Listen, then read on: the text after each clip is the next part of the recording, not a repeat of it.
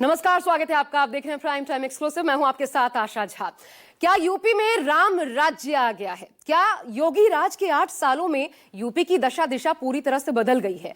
क्या उत्तर प्रदेश अब बीमारू राज्य की श्रेणी से निकलकर देश की अर्थव्यवस्था का ग्रोथ इंजन बन चुका है? उत्तर प्रदेश से जुड़े ये सवाल इसलिए क्योंकि योगी सरकार ने अपने 8 सालों का लेखा जोखा आज रिपोर्ट कार्ड के जरिए पेश किया। इन 8 सालों को सत्ता पक्ष ने सेवा, सुरक्षा और सुशासन को समर्पित बताया तो अखिलेश यादव ने तीखा हमला किया। कहा 8 साल यूपी बर्बाद और सवाल ही सवाल। तो दरअसल हकीकत क्या है? क्या योगी सरकार के दावों के मुताबिक ही यूपी ने वाकई कृषि, इंफ्रास्ट्रक्चर, रोजगार, आर्थिक और सांस्कृतिक विकास की नई इबारत गढ़ी है, या जैसा कि विपक्ष कह रहा है सिर्फ फाइलों में ही गांव का मौसम गुलाबी है? आज इसी की पड़ताल करेंगे इस सवाल के साथ कि क्या इसी रास्ते 27 का सत्ताधीश बनने का सपना पूरा कर पाएंगे योगी आदित्यनाथ। देखिए 27 के सत्ताधीश।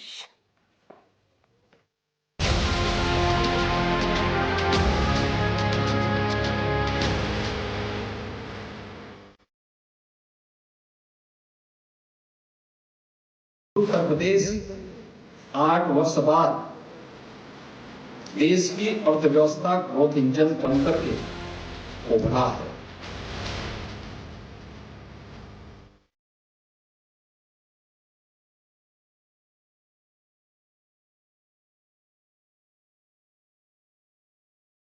उत्तर प्रदेश में चुनाव होने में अभी 2 साल का वक्त है, लेकिन दावेदारी अभी से ही हो रही है। विधानसभा चुनाव से पहले दोनों ही पार्टियां यानी बीजेपी और समाजवादी पार्टी अपना अपना खाका पेश कर रही है। इस बीच यूपी के मुख्यमंत्री के रूप में सबसे लंबे कार्यकाल का रिकॉर्ड अपने नाम कर चुके योगी आदित्यनाथ सरकार के 8 साल पूरे हो चुके हैं, जो कि निशाना 2027 है। इसलिए सोमवार को योगी सरकार ने अपने 8 साल के कार्यकाल का रिपोर्ट कार्ड पेश कर दिया और दावा किया कि पिछले 8 सालों में योगी सरकार ने उत्तर प्रदेश की दशा और दिशा बदल कर रख दी और कभी बीमारू राज्य कहा जाने वाला यूपी आज देश की अर्थव्यवस्था का ग्रोथ इंजन बनकर उभर रहा है। जो उत्तर प्रदेश 8 वर्ष पहले बीमारू राज्य माना जाता था, देश के विकास का बैरियर माना जाता था, जिस उत्तर प्रदेश को 8 वर्ष पहले केवल एक श्रम शक्ति के रूप में लोग जानते थे, आज वही उत्तर प्रदेश 8 वर्ष बाद देश की अर्थव्यवस्था ग्रोथ इंजन बनकर के उभरा है। नीतियों, आकांक्षाओं और अपेक्षाओं का 8 साल लंबा सफर है। इस सफर में ब्रेकर भी है, माइलस्टोन भी। योगी सरकार इसे सेवा, सुरक्षा और सुशासन के रूप में पेश कर रही है। इसके पक्ष में उसके पास तथ्य, आंकड़े और उपलब्धियों की लंबी सूची। ये सिर्फ पिछले 8 साल का रिपोर्ट कार्ड नहीं, बल्कि 2027 की जीत के लिए पेश किया गया योगी सरकार का दावा है। उत्तर प्रदेश की अर्थव्यवस्था देश के अंदर जो 2017 के पहले 6-7वें स्थान पर थी, आज देश की नंबर 2 अर्थव्यवस्था बनकर के उत्तर प्रदेश उभरा है। योगी सरकार के दावे के अनुसार पिछले 8 सालों में यूपी की अर्थव्यवस्था 6-7वें से दूसरे स्थान पर आ गई। इसमें सबसे बड़ा योगदान बुनियादी ढांचे के विकास का है। सरकार ने जो आंकड़ा पेश किया उसके अनुसार उत्तर प्रदेश देश का पहला राज्य बना जहां 13 एक्सप्रेसवे हैं, इनमें 6 चालू हैं और 7 निर्माणाधीन हैं। अयोध्या को सोलर सिटी और बुंदेलखंड एक्सप्रेसवे को सोलर एक्सप्रेसवे बनाने का काम जारी है। इसके अलावा बिजली आपूर्ति में बड़ा सुधार किया गया है। आज यूपी के ग्रामीण क्षेत्रों में 20 घंटे, तहसील में 22 घंटे और जिला मुख्यालयों में 24 घंटे बिजली उपलब्ध कराई जा रही है। बुनियादी विकास के कारण पिछले 5 वर्षों में 4.42 लाख करोड़ रुपए से अधिक का निवेश हुआ है। 2016-17 में जिस उत्तर प्रदेश की बेरोजगारी दर 19% से अधिक थी, आज वह घटकर के मात्र 3% रह गई है। 8 साल में 7.50 लाख से अधिक युवाओं को सरकारी नौकरियां दी गई, जिसमें यूपी पीएससी और यूपी एसएसएससी के माध्यम से 95,000 से ज्यादा नौकरियां शामिल हैं। योगी सरकार ने जो आंकड़ा पेश किया है उसके अनुसार आर्थिक के अलावा सांस्कृतिक और धार्मिक विकास ने राज्य की दशा बदल दी। उत्तर प्रदेश ने टूरिज्म के क्षेत्र में भी एक लंबी छलांग लगाई है।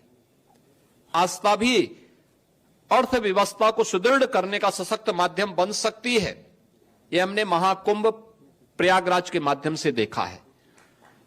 प्रयागराज महाकुंभ ने अलग अलग सेक्टर में नई नई संभावनाओं को आगे बढ़ाया और उसी दिशा में आज गत वर्ष उत्तर प्रदेश में कुल जो टूरिस्ट आए थे वह 67 करोड़ आए थे और लगभग इतने टूरिस्ट अकेले महाकुंभ प्रयागराज में इस वर्ष आए हैं। योगी सरकार के 8 साल पूरे होने के मौके पर यूपी बीजेपी प्रदेश भर में उत्सव मनाने जा रही है। सरकार का दावा है कि अयोध्या में राम मंदिर निर्माण और महाकुंभ मेले के सफल आयोजन के अलावा काशी, मथुरा और अयोध्या जैसे धार्मिक स्थलों के पुनर्वास ने राज्य के इकोनॉमिक ग्रोथ में बड़ा योगदान दिया। इसके अलावा ग्रामीण विकास को भी सरकार तमगे के रूप में पेश कर रही है। इस मौके पर उन्होंने अन्नदाता किसानों से लेकर महिलाओं तक के लिए किए गए कार्यों का भी रिपोर्ट कार्ड पेश किया।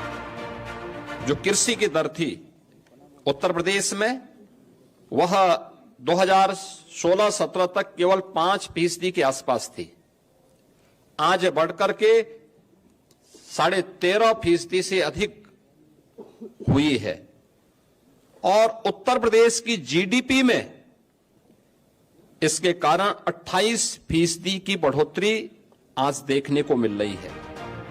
योगी सरकार का दावा है कि उसने अपने 8 साल के कार्यकाल में संगठित अपराध और माफिया राज पर कड़ा प्रहार किया। माफिया को मिट्टी में मिला देंगे नारे के साथ यूपी पुलिस ने योगी सरकार के 8 वर्ष के कार्यकाल के दौरान अब तक 223 अपराधियों को मुठभेड़ में मार गिराया। इन मुठभेड़ों में 8,120 अपराधी घायल हुए और 20,221 इनामी अपराधियों को गिरफ्तार किया गया। यूपी पुलिस ने करीब 80 अपराधियों के खिलाफ गैंगस्टर एक्ट के तहत और 930 अपराधियों पर राष्ट्रीय सुरक्षा अधिनियम NSA के तहत सख्त कार्रवाई की। इस दौरान 142 अरब रुपए से अधिक की अवैध संपत्ति जब्त की गई। आंतरिक सुरक्षा के घेरे को और मजबूत करते हुए आतंकियों और देश विरोधियों पर भी ताबड़तोड़ कार्रवाई की गई। फिर चाहे वो हिजबुल और खालिस्तानी संगठनों के आतंकी हो या फिर ISI के लिए जासूसी करने वाले एजेंट। इस दौरान 130 आतंकियों सहित 171 रोहिंग्या और बांग्लादेशी अपराधियों को गिरफ्तार किया गया। आज उत्तर प्रदेश के अंदर 16 एयरपोर्ट क्रियाशील हैं और उनमें से 4 इंटरनेशनल एयरपोर्ट हैं और देश का सबसे बड़ा एयरपोर्ट जेवर में बहुत शीघ्र प्रारंभ होने वाला है। यह एयरपोर्ट 5वां इंटरनेशनल एयरपोर्ट भी होगा और आने वाले समय में एयरपोर्ट के फंक्शनल होते ही एयर कार्गो के सबसे बड़े हब के रूप में भी यह बदलेगा। योगी सरकार का लक्ष्य यूपी को $1 ट्रिलियन इकोनॉमी बनाना है।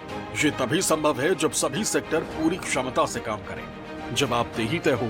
हालांकि परफॉर्मेंस और परसेप्शन में बदलाव के दावों को जमीनी स्तर पर कितना महसूस किया गया है, ये तो 2027 में पता चलेगा। योगी सरकार अपने 8 साल की उपलब्धियों को सुशासन, विकास और संस्कृति का संगम बताकर पेश कर रही है। लेकिन प्रश्न है कि योगी सरकार के दावों में कितना दम है। सुशासन, विकास और संस्कृति का संगम, योगी सरकार के दावों में कितना दम। Bureau report, news 24। तो योगी आदित्यनाथ ने अपने 8 साल के कार्यकाल में कई उपलब्धियां गिनवाई, लेकिन इस दौरान कुछ क्षेत्रों में कमियां और विफलताएं भी सामने आई हैं। ये कमियां सामाजिक, आर्थिक और प्रशासनिक मोर्चों से जुड़ी। आज एक एक करके इनकी भी बात कर लेते हैं, क्योंकि आज रिपोर्ट कार्ड पेश हुआ है तो फिर ये कंपैरिजन बहुत ज्यादा महत्वपूर्ण हो जाता है। पहला तो महिला सुरक्षा पर सवाल। कानून व्यवस्था में सुधार के दावे हैं, इसके बावजूद हाथरस, उन्नाव, शाहजहांपुर और ऐसे मामलों ने महिला सुरक्षा पर सवाल खड़े किए यूपी में। एनसीआरबी के पिछले साल के आंकड़ों को अगर देखें तो जून 2024 तक नेशनल कमीशन फॉर वुमेन के पास कुल मिलाकर के 12,648 मामले आए। इनमें अकेले उत्तर प्रदेश की बात की जाए तो 6,492 मामले थे, लगभग आधे। उसके बाद लिस्ट में दिल्ली और फिर महाराष्ट्र का नंबर था। दूसरा मामला अल्पसंख्यक और सामाजिक तनाव। इनमें स्थिति क्या नजर आती है? पिछले 8 सालों में योगी सरकार पर अल्पसंख्यकों को निशाना बनाने के सबसे ज्यादा आरोप लगे, ये आप जानते हैं। लव जिहाद कानून और बयानबाजी से सामाजिक ध्रुवीकरण बढ़ा। नागरिकता संशोधन कानून, आपको याद होगा, सीएए के खिलाफ प्रदर्शनों में पुलिस की सख्ती और कथित मानवाधिकार उल्लंघन तक की शिकायतें आईं। इसके अलावा संभल जैसे मामले भी सामने आए। अब अगर शिक्षा की गुणवत्ता की बात करें, यहां कमी नजर आती है। कैसे, वो देखिए। दरअसल शिक्षा के मामले में एक सीधा, और उससे पहले तो मैं आपको बताऊं, अगर स्वास्थ्य के मामलों की बात करें, स्वास्थ्य सेवा में क्या योगी सरकार का ढांचा रहा? इसमें अगर आप देखने की कोशिश करें तो वहां पर बेरोजगारी और इसका एक बड़ी समस्या नजर आती है। कुल मिलाकर के बेरोजगारी और रोजगार सृजन में कमी, ये चौथा मुद्दा। पहले इसकी बात कर लेते हैं, उसके बाद बेरोजगारी और रोजगार सृजन की अगर बात करें तो सरकार ने 7.5 लाख सरकारी नौकरियों का दावा किया, लेकिन अगर आप आंकड़ों को देखें तो यूपी में बेरोजगारी दर 3% है, जो कि योगी आदित्यनाथ ने खुद बताई, जबकि राष्ट्रीय औसत 3.2 से भी कम है। और इस लिहाज से यूपी बेहतर नजर आता है। हालांकि कभी पेपर लीक और कभी अन्य गड़बड़ियों की वजह से अपात्रों को नौकरी मिलना या फिर युवाओं की नाराजगी योगी सरकार से कि भर्तियां नहीं निकल रही, इन तमाम वजहों से विपक्ष के निशाने पर योगी सरकार रही है। इसके अलावा स्वास्थ्य सेवाओं में सुस्ती की अगर बात की जाए तो 2021 की एक आपको रिपोर्ट बताती हूं। सरकारी थिंक टैंक नीति, जिन्होंने 2019-20 नीति आयोग के लिए स्वास्थ्य सेवाओं से जुड़ी अपनी रिपोर्ट जारी की, इसमें स्वास्थ्य क्षेत्र में प्रदर्शन के आधार पर राज्यों की रैंकिंग की गई थी। इसमें बड़े राज्यों में जो समग्र स्वास्थ्य प्रदर्शन के मामले में उत्तर प्रदेश की स्थिति थी, वो अंतिम स्थान पर थी। इसके अलावा उत्तर प्रदेश की आबादी को अगर आप 22 से 23 करोड़ मान लें तो फिर एक आंकड़ा यह भी कहता है कि 18,000 से ज्यादा की आबादी पर यूपी में सिर्फ एक डॉक्टर की सुविधा है। अब एक और जिसके आरोप लगते हैं और खासकर विपक्ष की तरफ से आरोप लगाते हैं, प्रशासनिक अक्षमता और भ्रष्टाचार के आरोप। कहा जाता है कि यूपी में अफसरों को 10% कमीशन उनका फिक्स है। आंकड़े बताते हैं कि 17 से लेकर के 22 तक यूपी में सबसे ज्यादा करप्शन राजस्व विभाग में हुआ। अब तक 340 रिश्वतखोर यूपी में अकेले पकड़े जा चुके हैं। वैसे योगी राज में भ्रष्टाचार के मामले में 11 IAS अफसरों को भी निलंबित किया जा चुका है, जो बताता है कि योगी सरकार में भ्रष्टाचार को लेकर नीतियां सख्त हैं। तो योगी सरकार ने उत्तर प्रदेश को बीमारू राज्य की छवि से बाहर निकालकर विकास और सुशासन का मॉडल बनाने की दिशा में कदम तो बढ़ाया है। योगी सरकार ने कानून व्यवस्था, बुनियादी ढांचे, धार्मिक सांस्कृतिक पहचान को मजबूत करने में प्रगति भी की है, लेकिन बेरोजगारी, स्वास्थ्य, शिक्षा की गुणवत्ता, इसके अलावा महिला सुरक्षा और पर्यावरण जैसे क्षेत्रों में उतना सुधार नहीं हुआ जितने की उम्मीद थी। विपक्ष इन्हीं कमियों को आधार बनाकर सरकार को घेरने में जुटा हुआ है। योगी सरकार के दावों पर सवाल भी उठाए जा रहे हैं। देखिए,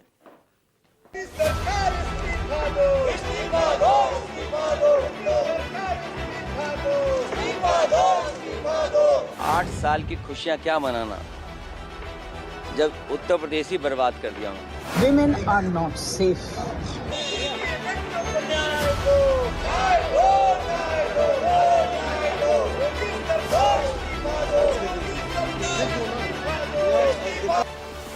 एक तरफ योगी आदित्यनाथ लखनऊ में अपनी सरकार का 8 साल का रिपोर्ट कार्ड पेश कर रहे थे, तो दूसरी तरफ करीब 550 किलोमीटर दूर राजधानी दिल्ली में संसद भवन के बाहर समाजवादी पार्टी के सांसद महिला सुरक्षा के मुद्दे पर योगी सरकार को घेर रहे थे।